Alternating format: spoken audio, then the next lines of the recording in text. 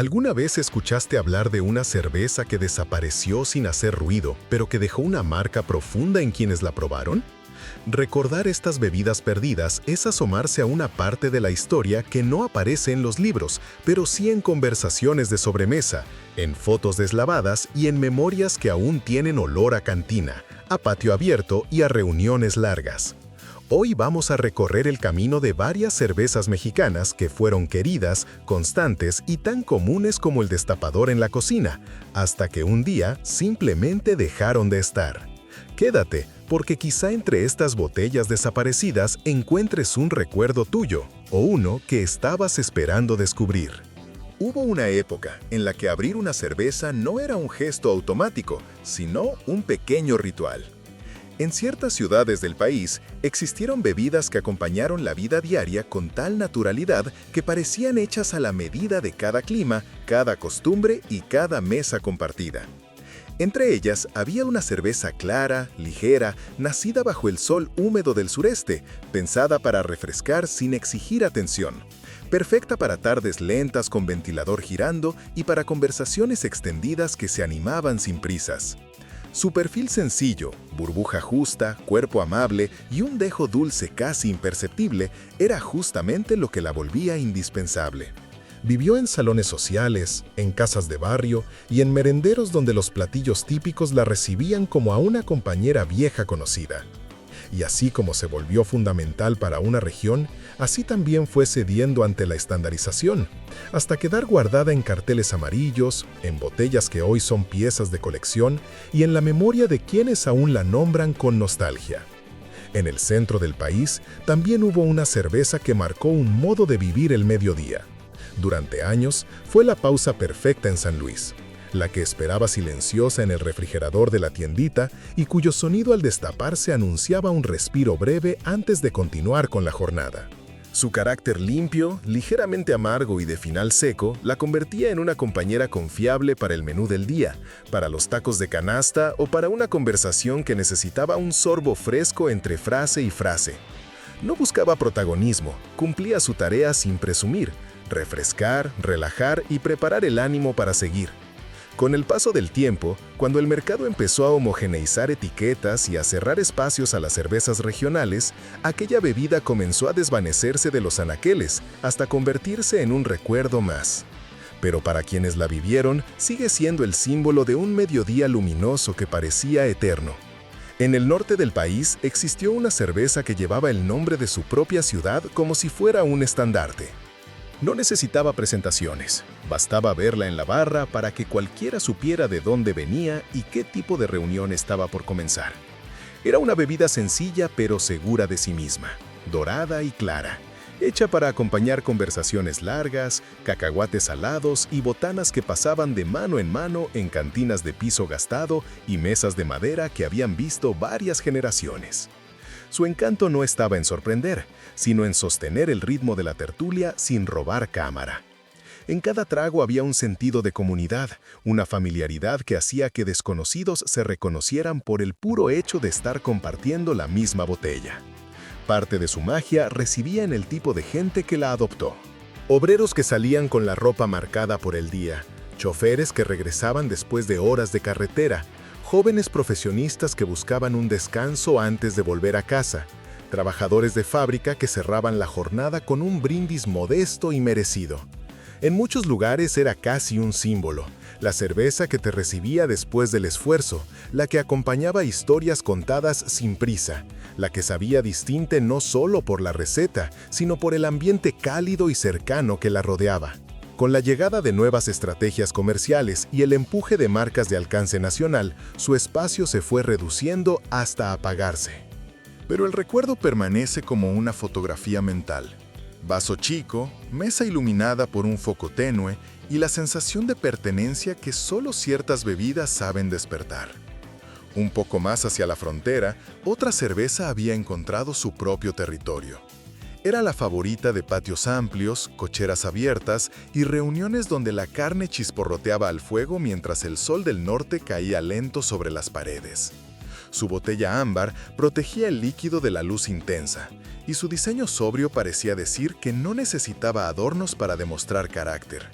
Su sabor era directo, seco, con un amargor apenas más firme que el promedio, lo suficiente para despertar el apetito sin dominarlo. Fue, durante muchos años, una especie de contraseña compartida entre familias, vecinos y visitantes que iban y venían entre un lado y otro de la frontera. Su presencia en asadores, fiestas largas y noches de música norteña era tan natural como el sonido del acordeón que la acompañaba. Su destino, sin embargo, quedó atado a los cambios logísticos, al reacomodo de rutas, a la reducción de catálogos y a decisiones que pocas veces toman en cuenta la memoria afectiva de la gente. Poco a poco fue desapareciendo de las hieleras, de los refrigeradores de las casas y de los estantes de las tienditas, hasta convertirse en una pieza de conversación, la bebida que los tíos mencionan con nostalgia, la que se enfriaba en tinas de lámina durante las fiestas familiares, la que parecía hecha a la medida del clima seco y del ritmo particular del norte. Lo que la distinguía no era un truco ni una receta complicada, sino su capacidad para integrarse al paisaje humano y emocional de la región. Era, en esencia, una cerveza que sabía a pertenencia, a reunión y a tardes largas junto al asador. En el occidente del país, también hubo una cerveza que dejó una huella suave pero profunda, una presencia constante que parecía estar en todas partes sin necesidad de anunciarse. Era una bebida pensada para acompañar el ritmo tranquilo de Guadalajara, para mezclarse con el sonido de una banda tocando en la plaza, con el olor a tierra mojada después de la lluvia, y con las tertulias que se prolongaban en comedores familiares donde el mantel de cuadros ya tenía décadas de historias. Su apariencia era delicada, dorado tenue, espuma ligera, burbuja fina. Su sabor, equilibrado y amable, estaba diseñado para no interrumpir, sino para armonizar con la conversación, para sostener el momento en lugar de dirigirlo. La encontrabas en bodas pequeñas, en cumpleaños celebrados en patios rodeados de macetas, en bares centenarios donde los músicos afinaban sus instrumentos mientras la tarde se deslizaba lenta. Había algo en ella que reflejaba el carácter tapatío, discreción, calidez, una especie de elegancia sin pretensiones. Su fuerza no estaba en la intensidad del sabor, sino en su capacidad para conectarse con el entorno humano. Era la cerveza que se pedía sin pensarlo, que se abría sin hacer ruido y que parecía encajar perfectamente en cualquier mesa. Cuando comenzaron a llegar estrategias publicitarias más agresivas y se apostó por catálogos más compactos, esta cerveza fue perdiendo espacio entre anaqueles. Su desaparición no fue un escándalo ni un titular. Sencillamente, un día dejó de llegar a los distribuidores y luego a las tienditas hasta que solo quedó en anuncios antiguos, en vasos grabados que sobrevivieron al paso de los años y en la memoria afectiva de quienes aún podían describir su sabor con precisión asombrosa. No se fue con estruendo, se fue como vivió, con discreción, como quien entiende que su lugar en la historia no necesita ruido para permanecer. Junto a estas bebidas, existieron otras que quizá no alcanzaron el protagonismo de un nombre célebre, pero sin ellas, la historia cervecera del país quedaría incompleta. Algunas nacieron destinadas a un público más formal, pensadas para mesas elegantes y brindis ceremoniales. Otras eran variaciones más oscuras de etiquetas conocidas, hechas para las noches en billares, cantinas estrechas o lugares donde el aire olía a madera, sudor y música de fondo. Había versiones especiales que aparecían por temporadas y que hoy sobreviven solo como piezas de colección. Y también existieron cervezas directas, secas, hechas para altitudes específicas, para climas templados o para acompañar la comida de domingo sin exigir protagonismo. Cada una aportó un matiz distinto, un pequeño episodio dentro de una tradición mucho más grande. Lo que compartían era algo más profundo que su receta. Eran parte del tejido cotidiano. En cada casa había un pariente que tenía una favorita. En cada barrio existía al menos una botella olvidada que se convertía en tema de conversación. En cada fiesta, alguien traía aquella marca que hoy solo puede encontrarse en fotografías borrosas. Eran cervezas que respondían a un tiempo en que la bebida se sentía más cercana, menos estandarizada, más ligada a la identidad local que al marketing. Y cuando desaparecieron, no solo se llevaron su sabor, también se llevaron una forma de brindar, un ritmo social, una presencia cálida que hoy muchos recuerdan con una mezcla de nostalgia y curiosidad. La cerveza nació en una región que se mueve al vaivén de la frontera, de la música que cambia con el viento, de historias que cruzan de un lado al otro sin pedir permiso. Era habitual encontrarla en reuniones que empezaban al caer la tarde, con luces amarillas colgando de un cable y una carne asándose lentamente mientras el sonido de un acordeón llenaba el fondo.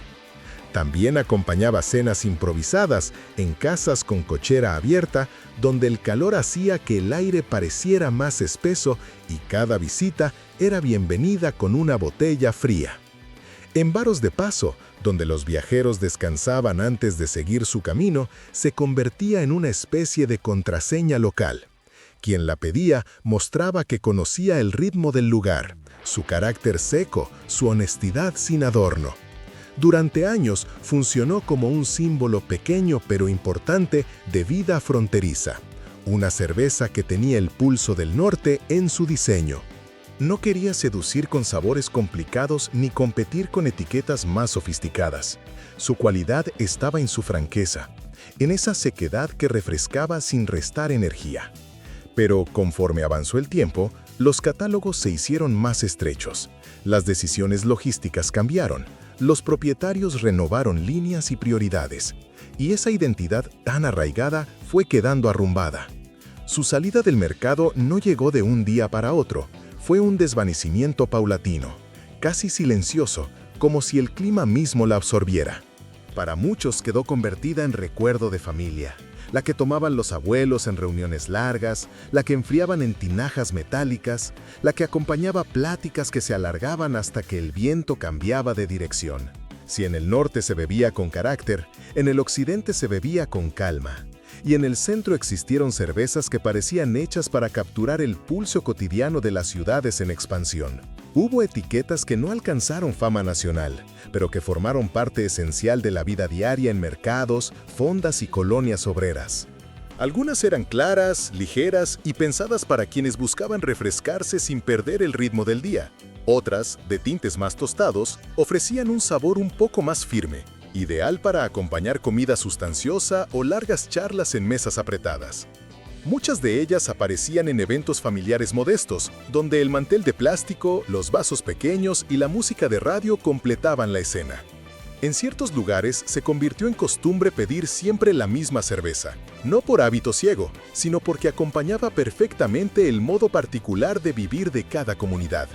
Donde había trabajadores que salían con la ropa impregnada de esfuerzo, donde los estudiantes descansaban después de un día largo, donde los oficinistas se reunían para cerrar la tarde, estas cervezas cumplían un papel discreto pero esencial. No se anunciaban con campañas espectaculares ni buscaban conquistar mercados extranjeros. Su aspiración era más sencilla: estar ahí, presentes, cuando se necesitaba un respiro, una pausa o un espacio para conversar sin prisa.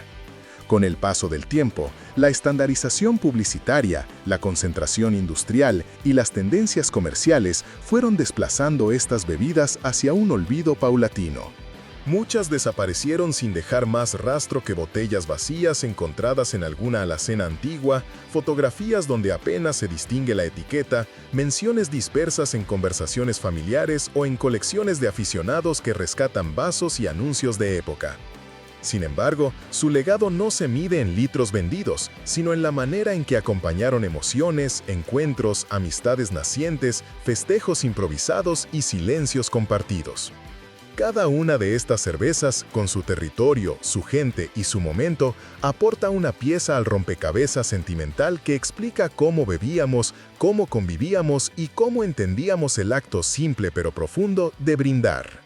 Y aunque su ausencia marque un cambio en nuestros gustos, en nuestros hábitos y en nuestra industria, también revela lo mucho que una bebida puede decir sobre una comunidad, sobre sus ritmos internos y sobre la textura de su vida cotidiana. En el occidente del país, donde las plazas respiran música y las conversaciones parecen deslizarse con suavidad entre el bullicio de la tarde, existió una cerveza que encajaba de manera casi natural con ese ritmo pausado. Era una bebida discreta, clara, equilibrada, sin pretender ser protagonista de nada. Su encanto residía precisamente en eso, en acompañar sin imponerse, en suavizar el ambiente sin cambiarlo, en adaptarse al momento como si hubiese sido creada para hacerlo. Durante décadas formó parte del paisaje sentimental de Guadalajara y sus alrededores, presente en fondas con piso ajedrezado, en patios familiares llenos de macetas y en reuniones de domingo donde la comida se servía sin protocolo y las historias se contaban despacio. En bodas modestas y celebraciones de barrio, esta cerveza aparecía como un invitado más, sin aspavientos, sin coreografías publicitarias, sin poses. A veces llegaba sobre mesas de madera gastada, otras en comedores donde las familias se reunían bajo un techo de lámina durante la temporada de lluvias. También formó parte de clubes recreativos y reuniones deportivas donde después de un partido bajo el sol intenso se pedía un vaso chico, frío, apenas espumoso para sellar la tarde con un gesto sencillo. Más que una bebida, era un acompañamiento emocional. Suavizaba la conversación, hacía más amable el cansancio, invitaba a quedarse un rato más antes de volver a casa. La modernización del mercado, la reducción de líneas y la apuesta por marcas nacionales con presencia dominante fueron empujándola hacia un margen cada vez más estrecho. No desapareció de golpe, sino como desaparecen muchas cosas importantes, lentamente, casi sin que nadie lo note al principio, hasta que un día la gente se da cuenta de que ya no está. Quedó en anuncios antiguos pegados al interior de cantinas, en cristalería con logotipos que sobreviven por azar, en fotografías donde aparece en segundo plano junto a rostros jóvenes que hoy ya no lo son. El recuerdo que dejó no tiene que ver solo con el sabor, sino con una sensación, la de un tiempo donde la convivencia parecía más sencilla, más cercana, más tejida a fuego lento. Y aunque algunas cervezas desaparecidas no alcanzaron tanta presencia, su paso breve dejó huellas discretas que completan el mapa emocional de las bebidas de antaño. Hubo etiquetas pensadas para brindis formales, con botellas estilizadas que buscaban un aire de elegancia. Existieron variantes oscuras que acompañaron partidas de dominó y charlas nocturnas en billares de luz tenue. También surgieron ediciones especiales, que hoy sobreviven apenas como piezas raras para coleccionistas y botellas de vidrio con diseños que ya no se producen. Algunas nacieron en ciudades pequeñas, pensadas para acompañar platillos locales o momentos familiares específicos. Otras crecieron en regiones industriales, donde una cerveza fría al final del día podía sentirse como un descanso ganado a pulso. Todas ellas, sin importar su tiempo en el mercado, comparten algo más profundo. Fueron parte del modo en que México brindó, celebró, se reconcilió, conversó y se reconoció a sí mismo. Hablan de un país que empezó consumiendo lo que nacía dentro de su propio territorio, de mercados regionales vibrantes, de identidades cerveceras ligadas a climas, costumbres y acentos. También cuentan la historia de cómo cambiaron nuestras preferencias, cómo la publicidad moldeó nuestros gustos y cómo algunas bebidas, por extraordinarias que fueran en su momento, no pudieron competir contra la estandarización y el empuje de modelos globales. Pero lo más importante es que estas cervezas continúan vivas en la memoria de quienes las probaron, las compartieron en mesas llenas de risas, las llevaron a fiestas familiares, las abrieron en tardes calurosas o las vieron como parte natural del paisaje. Su desaparición no borra lo que significaron, ni las historias asociadas a ellas, ni la parte de identidad que representan para cada región. Al contrario, al recordarlas hoy, revivimos fragmentos de cómo fuimos, de lo que compartimos y de lo que alguna vez nos unió sin que nos diéramos cuenta. Y si bien ya no están en los estantes, permanecen en las conversaciones que surgen cuando alguien menciona esa cerveza que tomaba mi abuelo, cuando aparece una botella polvorienta en un mercado de antigüedades, cuando un recuerdo de infancia incluye la imagen de una mesa con botana, ruido de televisión antigua y el sonido del metal al destapar. Algunas bebidas son más que bebidas, son memoria líquida, cápsulas de tiempo que revelan cómo cambió el país, cómo cambiamos nosotros y qué cosas seguimos buscando cuando brindamos. Si disfrutaste este viaje por los sabores perdidos y las historias que aún flotan en la memoria colectiva, comparte tu propio recuerdo. ¿Alguna de estas cervezas formó parte de tu vida? ¿Tu familia hablaba de ellas? ¿Las alcanzaste a ver o solo las conociste por anécdotas? Déjalo en los comentarios. Y si te gustó este recorrido nostálgico, no olvides dejar tu like, suscribirte y activar las notificaciones para acompañarnos en la siguiente historia que nos espera al fondo de otra botella.